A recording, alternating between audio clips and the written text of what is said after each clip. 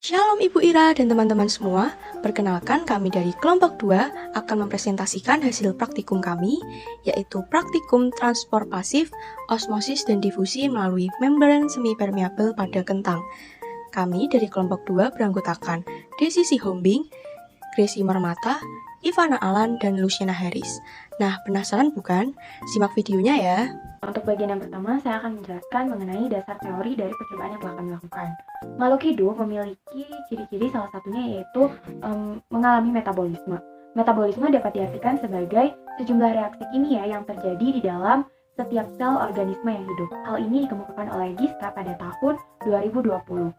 Kentang atau dalam bahasa Latin disebut dengan Solanum tuberosum L merupakan salah satu jenis tumbuhan umbi-umbian yang memiliki membran sel selektif permeabel atau semi-permeabel yang dapat dilalui oleh molekul atau ion tertentu. Menurut Shamsuri pada tahun 1999 di dalam Yahya tahun 2015 mengungkapkan bahwa perpindahan molekul atau ion melewati membran disebut dengan transport lewat membran. Pada percobaan ini, praktikan menggunakan kentang yang dimasukkan ke dalam gelas aqua berisi air dengan pewarna makanan untuk mengetahui proses difusi dan osmosis. Kentang yang dipakai dalam percobaan ini merupakan salah satu contoh membran semi-permeabel yang merupakan selaput pemisah antara air dengan molekul tertentu. Molekul memiliki jenis energi yang disebut dengan thermal karena gerakannya yang konstan. Salah satu akibat dari gerakan ini disebut dengan difusi, yaitu pergerakan partikel suatu zat sehingga menyebar ke seluruh ruangan yang tersedia. Adapun tujuan dari praktikum kami adalah untuk membuktikan adanya transport pasif melalui membran semi-permeabel secara difusi dan osmosis. Alat yang kami gunakan dalam praktikum kami ini, jika dibandingkan dengan alat laboratorium, yaitu yang memerlukan beker gelas, sedotan, penggaris, lilin, spidol, dan juga stopwatch. Sedangkan alat inovatif yang kami gunakan dalam praktikum kami ini, yaitu gelas plastik kecil, gelas plastik besar yang berjumlah 2 buah, lidi yang berjumlah 2 buah, congkelan, talenan, pisau, sendok makan, HP, baskom yang berjumlah 1 buah, dan juga label yang berjumlah 4 buah. Sedangkan untuk bahan yang biasa digunakan dalam laboratorium itu yaitu telur ayam dan juga aquedes. Sedangkan bahan inovatif yang kami gunakan dalam praktikum kami ini yaitu kentang, air mineral, pewarna makanan, dan juga garam. Adapun keselamatan kerja yang perlu kita perhatikan dalam melakukan praktikum di laboratorium, yang pertama adalah kita harus menggunakan pakaian laboratorium dengan rapi dan benar. Nah, bagaimana pakaian laboratorium yang rapi dan yang benar itu? Kita harus memperhatikan dalam pemakaian jas laboratorium. Jas laboratorium yang kita gunakan harus memiliki kancing yang lengkap.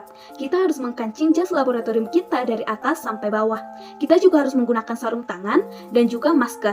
Besar kecilnya bahaya yang timbul dalam praktikum yang kita gunakan di dalam laboratorium harus kita perhatikan. Mengapa? Karena dampak yang kecil yang dihasilkan dari praktikum kita dapat berdampak besar bagi laboratorium. Nah, jika kita melakukan kesalahan yang kecil di dalam melakukan praktikum yang kita lakukan, akan berdampak besar juga bagi laboratorium yang kita gunakan. Nah, yang kedua, keselamatan kerja yang perlu kita perhatikan yaitu bagi praktikan yang memiliki rambut panjang harus terlebih dahulu mengikat rambutnya. Mengapa? Supaya pandangan tidak terganggu pada saat kita melakukan praktikum. Nah, yang ketiga, kita dalam menggunakan pisau, yaitu dalam praktikum yang kami gunakan, itu difusi dan osmosis pada kentang, kita harus memperhatikan pisau yang kita gunakan untuk mengupas ataupun membentuk lubang pada kentang. Hal ini karena pisau dapat melukai tangan. Dengan itu, kita harus berhati-hati dalam menggunakan pisau.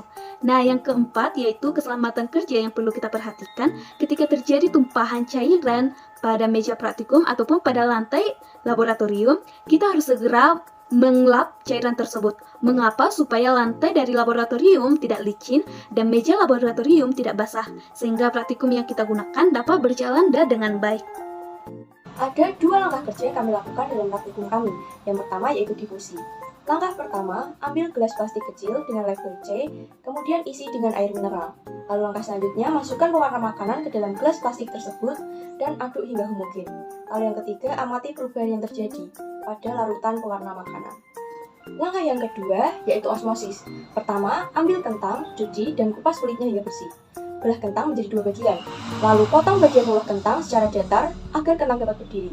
Kemudian, kedua bagian kentang tersebut dikerok bagian dalamnya dengan congkelan hingga berbentuk seperti mangkuk. Kentang yang telah dikerok tadi kemudian diberi tanda batas atas cairan dalam kentang dengan lidi.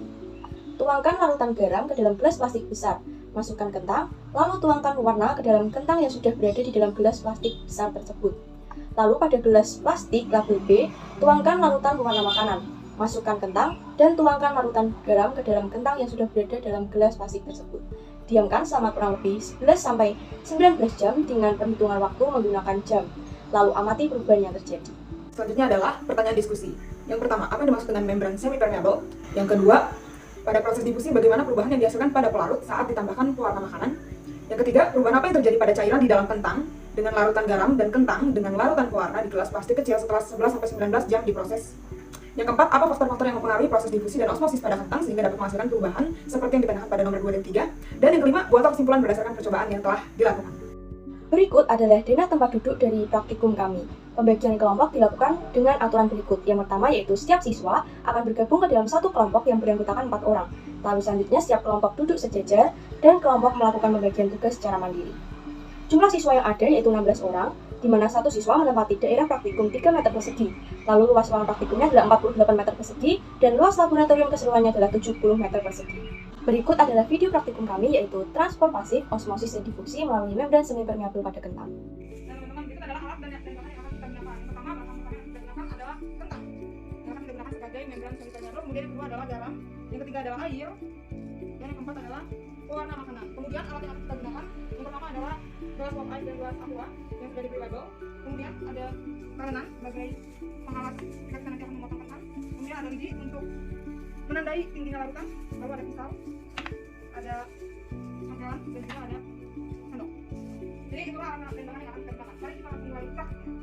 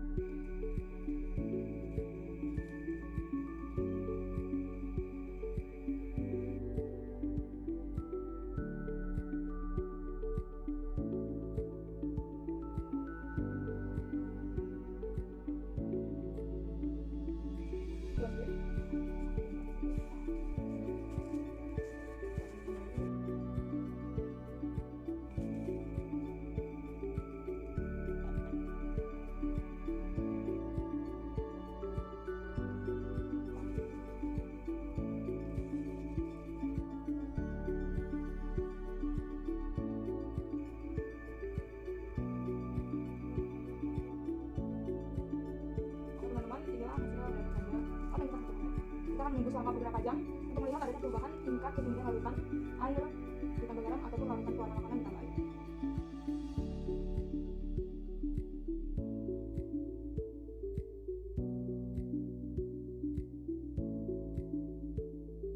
Nah teman-teman, ini hasil pendiaman selama 11 jam.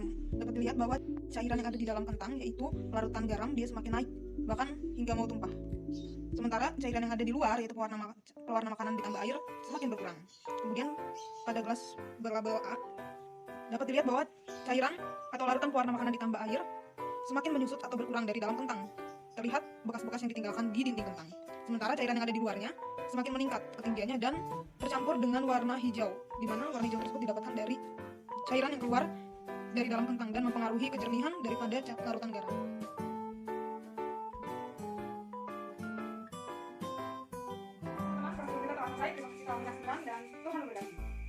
Nah, berikut Ibu dan teman-teman bisa melihat ini adalah kondisi setelah dilakukan praktikum. Berdasarkan hasil praktikum yang telah dilakukan, dapat dilihat bahwa terjadi transfer pasif secara difusi dan osmosis. Difusi merupakan melintasnya suatu ion atau molekul melalui membran plasma yang terjadi tanpa bantuan dari molekul transport, melainkan hanya didorong oleh adanya gradien konsentrasi molekul baik di dalam maupun di luar sel. Difusi terjadi saat pewarna makanan dilarutkan ke dalam air. Pewarna makanan merupakan cairan dengan konsentrasi tinggi, sedangkan air merupakan cairan dengan konsentrasi rendah atau hipotonik.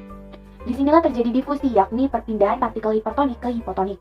Selanjutnya, osmosis terjadi pada saat larutan melewati dinding kentang yang menyebabkan banyaknya larutan yang ada di luar kentang maupun di dalam kentang mengalami perubahan. Kentang merupakan salah satu jenis umbi-umbian yang memiliki membran semi-permeable yang dapat dilalui oleh molekul atau ion tertentu. Hal ini dikemukakan oleh Ulfa pada tahun 2020. Namun, pada percobaan tidak menggunakan kulit kentang karena banyak mengandung serat sehingga tidak larut dalam air. Maka dari itu, kulit kentang dapat menghambat dan menggagalkan terjadinya perpindahan molekul. Pada awal praktikum, kentang di dalam gelas berlabel A dimasukkan larutan pewarna dan di luar kentang diberi dengan larutan garam. Lalu untuk kentang di dalam gelas berlabel B diberi larutan garam dan di bagian luarnya diberi larutan pewarna. Kemudian praktikan mendiamkan kentang selama 11 jam dan terjadi perubahan pada larutan yang ada di dalam maupun di luar kentang. Dalam hal tersebut, larutan air garam bersifat hipertonik, sementara larutan pewarna makanan bersifat hipotonik. Terlihat bahwa larutan pewarna makanan atau hipotonik mengalami perpindahan ke larutan garam atau hipertonik. Hal itu disebabkan larutan pewarna memiliki partikel yang lebih kecil sehingga mudah untuk melewati kentang atau membran semi-permeable. Sedangkan larutan garam mengalami pertambahan tinggi. Hal ini dikarenakan larutan garam memiliki partikel yang cukup besar serta konsentrasi zat pelarut dan zat pelarutnya sama sehingga tidak dapat memberikan efek transport zat ke dalam suatu sel. Inilah yang dinamakan dengan osmosis. Menurut Syamsuri, osmosis merupakan peristiwa terjadinya perpindahan ion dan molekul zat dari densitas rendah ke densitas yang tinggi dengan melewati suatu membran. Selanjutnya adalah jawaban dari pertanyaan diskusi yang pertama. Membran semi-permeable adalah suatu pemisah yang hanya bisa dilewati oleh air dan molekulnya, di mana membran ini dapat tembus oleh zat pelarut sehingga menyebabkan tekanan sepanjang membran tersebut. Kemudian, hal yang terjadi ketika pewarna ditambahkan kepada pelarut adalah pewarna tersebar melalui pelarut, dan ini terlihat bahwa adanya perpindahan dari hipertonik ke hipotonik, yaitu difusi. Dan yang ketiga adalah larutan warna dalam kentang berkurang volumenya, terlihat dalam gelas label A, sementara larutan garam di dalam kentang bertambah volumenya, terlihat dalam gelas label B. Kemudian, faktor yang mempengaruhi difusi yang pertama adalah ukuran partikel, yang kedua adalah luas area, yang ketiga adalah jarak, dan yang keempat adalah suhu. Sementara faktor yang mempengaruhi osmosis adalah besar kecilnya konsentrasi air dan zat terlarut, permeabilitas membran, dan juga tebal daripada membran tersebut. Dan yang terakhir, kesimpulan dari praktikum tersebut adalah difusi adalah perpindahan partikel hipertonik ke hipotonik, contohnya pewarna yang larut di dalam air. Sementara osmosis adalah perpindahan partikel dari hipotonik menuju hipertonik, contohnya adalah larutan pewarna di luar kentang yang berkurang volumenya dan berpindah ke dalam larutan garam pada bagian dalam kentang. Adapun kedua peristiwa tersebut terjadi melalui membran semi-permeable pada kentang. Baik teman-teman, kita sudah mencapai kesimpulan. Dari praktikum kali ini dapat disimpulkan bahwa difusi zat merupakan perpindahan molekul atau partikel dari kerapatan yang tinggi ke kerapatan yang rendah, atau dari hipertonik menuju hipotonik. Dan kemudian sedangkan osmosis adalah perpindahan partikel atau molekul air yang melewati membran yang memisahkan dua larutan dengan potensial air yang berbeda, yaitu dari hipotonik menuju hipertonik.